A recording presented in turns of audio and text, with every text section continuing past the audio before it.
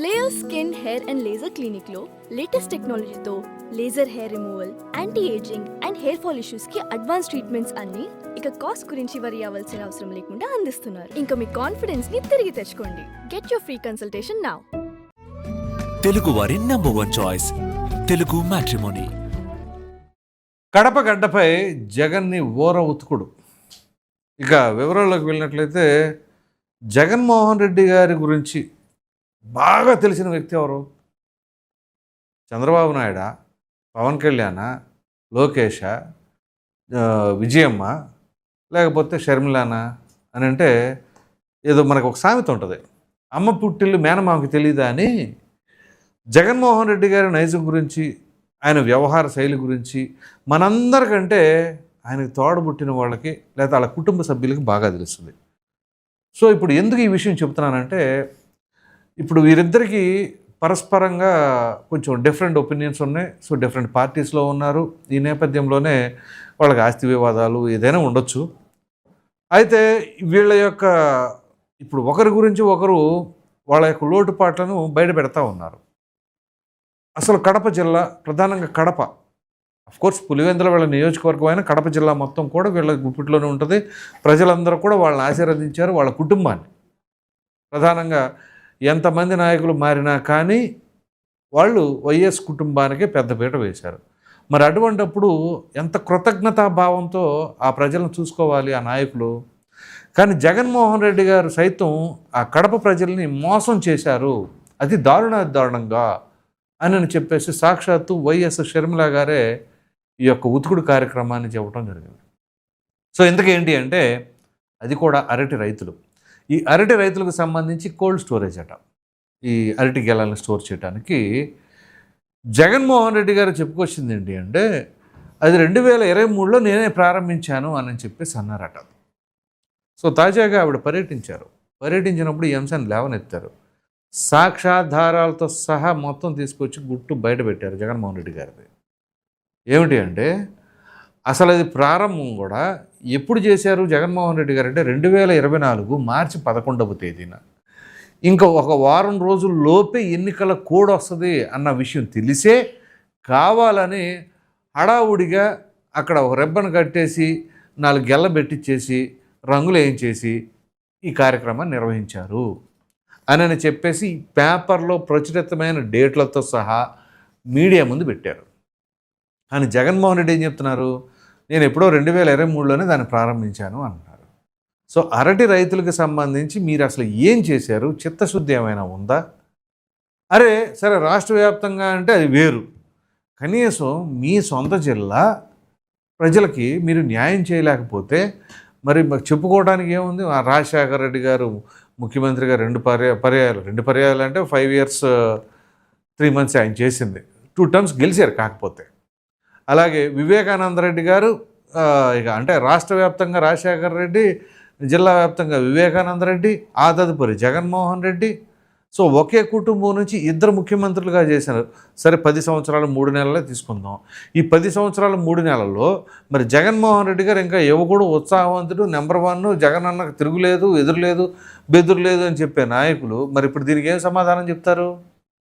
ఇప్పుడు షర్మిల గారు నిలదీస్తూ అడుగుతున్న ప్రశ్నలు ఏ ఒక్కదానికైనా సరే సరైన సమాధానం చెప్పలేక ఎదురుదాడి చేస్తున్నారు ఆవిడ పైన. ఏమని, నువ్వు మా జగన్ అన్న అంటే ఊరుకో, అసలు తోడబుట్టిన చెల్లి మీ అందరికంటే ముందు అన్న అని పిలిచింది జగన్మోహన్ రెడ్డి గారిని ఎవరో? షర్మిల. మీరందరూ ఆ తర్వాత వచ్చిన వాళ్ళు. కానీ చిన్నప్పటి నుంచి ఏలు పట్టుకొని నడిచింది ఎవరు? షర్మిల. అటువంటి షర్మిల అనే ఆ రకంగా నిలదీసే పరిస్థితికి వచ్చింది అని అంటే ఇక జగన్మోహన్ రెడ్డి గారి గురించి, జగన్మోహన్ రెడ్డి గారి నైజం గురించి ఇంకంతకంటే బాగా ఎవరు చెప్తారు?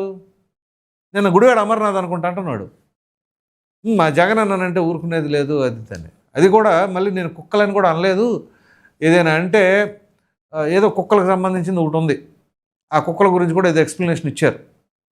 సో ఇక్కడ ఆస్తి వివాదాలు, అదేవిధంగా ఇటీవల విజయమ్మ గారు విడుదల చేసిన లేఖ, ఆ లేఖ ఒక విధంగా చెప్పాలంటే రాజశేఖర రెడ్డి గారి భార్య లేఖ విడుదల చేశారంటే అది వైసీపీ నాయకులకి లేదా వైఎస్ కుటుంబ అభిమానులందరికీ కూడా అది ఒక సుప్రీంకోర్టు తీర్పులాగా భావించాలి అని చెప్పేసి అన్నారు.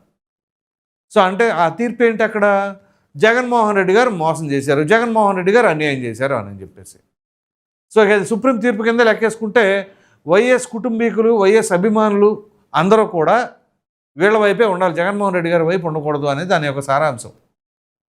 సో జగన్మోహన్ రెడ్డి గారు ముఖ్యమంత్రిగా ఉన్నప్పుడు కానీ లేదా తనకి అన్నగా కానీ ఎలా చూసినా కానీ న్యాయం చేయలేదు.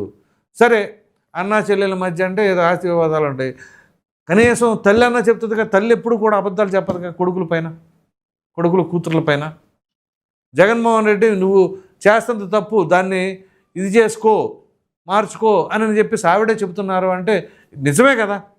ఇప్పుడు ఏ తల్లైనా తన కొడుకు గురించి తన కూతురు గురించి అబద్ధాలు చెప్తారా? పోనీ ఆలోచించండి. ఇక దాన్ని కూడా అబద్ధం అని చెప్పేసి అన్నారు అని అంటే ఇక అది ఎవరు విఘ్నత కాళ్ళని వదిలేయాలి. అఫ్కోర్స్ ఉండకపోరు, కానీ ఇలా ఎంత దారుణంగా అయితే మాత్రం ఇక ఉంటే ఆ లక్షలో ఒకరో ఇద్దరు ఉండాలి బహుశా ఆ టైప్లో. సో ఇది ఎక్కడి నుంచి ఎక్కడికి వెళ్ళిందో చూడండి. ఇవాళ ఒక విషయం క్లియర్ అండి, జగన్మోహన్ రెడ్డి గారు ఎప్పుడైతే టార్గెట్ కాబడ్డారో, ఇటు వైఎస్ విజయం కావచ్చు లేదా షర్మిల గారు కావచ్చు, వీళ్ళందరూ కూడా అది రాజకీయ పరంగానా లేదా వ్యక్తిగతంగానా ఎలాగైనా సరే ఏ రకంగా చూసుకున్నా కానీ ఇప్పుడు ప్రత్యర్థులుగానే ఉన్నారు. ఈ నేపథ్యంలో వాళ్ళు ఏం చెప్తున్నారు, అదిగో చంద్రబాబు నాయుడు గారు ఇన్ఫ్లుయెన్స్ చేస్తున్నారు అని. ఒక మాట చెప్పండి, సొంత చెల్లెల్ని ఎవరో బయటోళ్ళు మీ ప్రత్యర్థి పార్టీ వాళ్ళు ఇన్ఫ్లుయెన్స్ చేస్తే అవుతారా? షర్మిల గారి గురించి ఇప్పుడు జగన్మోహన్ రెడ్డి గారి గురించి షర్మిల గారికి ఎంత బాగా తెలుసు, షర్మిల గారి గురించి కూడా జగన్మోహన్ రెడ్డి గారికి అంతే బాగా తెలుస్తుందిగా తన చెల్లి నైజం ఏంటి, ఏ విధంగా ఉంటుంది అని చెప్పేసి. సో అటువంటప్పుడు అక్కడ జగన్మోహన్ రెడ్డి గారు చెప్పినట్టుగా ఇది చంద్రబాబు నాయుడు గారు ఇన్ఫ్లుయెన్స్ చేస్తే అవుతారా? అసలు పార్టీని ఒక విధంగా జగన్మోహన్ రెడ్డి గారు జైల్లో ఉండగా ప్రజల్లో కాపాడింది నిలబెట్టింది షర్మిల గారేగా. అటువంటి షర్మిల వెళ్ళి చంద్రబాబు నాయుడు గారికి ఇన్ఫ్లుయెన్స్ అవుతారా? పోని అయ్యారు. విజయం కూడా అవుతారా? రాజశేఖర రెడ్డి గారు సతీమణి ఈ లేయర్ అంటే ఇంకో లైన్ అట్టే కదా. ఇప్పుడు షర్మిలతోనే ఉంటున్నారు కదా విజయమ్మ. సో ఒకవేళ అయ్యారు అని మీ మాటల్లోకే వస్తే దానికంటే దౌర్భాగ్యం వేరే రకంగా ఉంటుంది. ఎందుకంటే ఆ మాట మీరు చెప్పకూడదు, అంటే మిమ్మల్ని కాదనుకున్నారనే కదా, మిమ్మల్ని కాదనుకునేలాగా మీరు ప్రవర్తించారు, లేదా వాళ్ళు మంచివాళ్ళు అయ్యేలాగా మీరు వ్యవహరించారు. చంద్రబాబు నాయుడు గారే మాకు మంచివాళ్ళు లాగా కనబడుతున్నారు అని చెప్పేసి ఇక వాళ్ళు అనుకుంటున్నారు అని అంటే మీ పరిస్థితి ఏ రకంగా ఉంది అనేది వాళ్ళ మనసులో మీరు అర్థం చేసుకోవచ్చు. ఇప్పుడు ఆ మాట అనేటప్పుడు వైసీపీ నాయకులు కూడా ఆలోచించుకోవాలి. ఇప్పుడు జగన్మోహన్ రెడ్డి గారు ఏదో ఆవేశంలో మాట అన్నారనుకోండి, వాళ్ళ చెల్లిని తల్లిని ఉద్దేశించి మీరు చంద్రబాబు నాయుడు ఇన్ఫ్లుయెన్స్లో ఉన్నారని, ఆ వైసీపీ నాయకులైనా అలాగే ఎలా మాట్లాడతారు? ఒకళ్ళు మాట్లాడారనుకో అదేమవుతుంది, తిరిగి బూమరాంగ్ అవదా? నీకంటే చంద్రబాబు నాయుడే బెటర్ అని చెప్పేసి వాళ్ళే అంటున్నారు అని ఇండైరెక్ట్గా సంకేతం వెళ్ళట్లేదా? సో ఇంట్లో వాళ్ళే చెబుతున్నారు జగన్మోహన్ రెడ్డి కంటే చంద్రబాబు నాయుడే బెటరు అనేది మీరు ఇండైరెక్ట్గా చెబుతున్నట్టుంది. అది వైసీపీ వాళ్ళు ప్రెస్ మీట్లు పెట్టి చెబుతున్నది ఏంటి అంటే షర్మిల అలాగే విజయమ్మ చెబుతున్నది జగన్మోహన్ రెడ్డి కంటే చంద్రబాబే బెటరు అని చెప్పి చెబుతున్నారని మీరు పబ్లిసిటీ చేస్తున్నట్టుంది. సో ఇక్కడ కడపలో అక్కడ ప్రజానీకానికి కావచ్చు, అంతెందుకు పులివెందుల ప్రజెంట్ ఎమ్మెల్యే కూడా జగన్మోహన్ రెడ్డి అక్కడ. అటువంటి పులివెందుల్లో మొన్న జరిగిన జెడ్పీటీసీ ఉప ఎన్నికలో కనీసం డిపాజిట్ దక్కలేదంటే అక్కడ ప్రజలకి ఏమాత్రం చేశారు? అదేదో కాంట్రాక్టర్స్ వివాదాలు కూడా అది ఉన్నాయంట, అది అధికారంలో ఉండగా మనవాళ్ళే అది ఇది అని చెప్పేసి కాంట్రాక్టులు చేయించుకొని అలాగే బిల్లు లేకుండా చేశారు, దాని ప్రతిఫలమే ఈ రకంగా దెబ్బ కొట్టింది అని చెప్పేసి అదొక టాక్. సో సొంత నియోజకవర్గం పులివెందులు కావచ్చు, సొంత జిల్లా కడపలో కావచ్చు, అటు రైతులకి ఇటు సామాన్యులకి ఎటువంటి న్యాయము జగన్మోహన్ రెడ్డి చేయలేదు. సరే పులివెందుల ప్రజలు కడప ప్రజలు వీళ్ళిద్దరిని పక్కన పెడితే సొంత కుటుంబ సభ్యులకు కూడా ఏమాత్రం న్యాయం చేయలేదు అని చెప్పేసి డైరెక్ట్గా వాళ్ళే చెబుతున్నారు. ఎన్ని కేసుల నుంచి అయినా సరే అది ఇది అని తప్పించుకొని ఇది అవటానికి ఉంటుంది. ఇప్పుడు ఆ మద్యం కొమ్ముకోవడమో లేదా ఇసుకకు సంబంధించిన వ్యవహారం లేకపోతే ఆ క్విడ్ ప్రోకోకి సంబంధించిందో. కానీ ఇక్కడ ఇప్పుడు షర్మిల గారు మాట్లాడే వాటికి షర్మిల గారు ప్రశ్నించే వాటికి మాత్రం సమాధానం దొరకదు.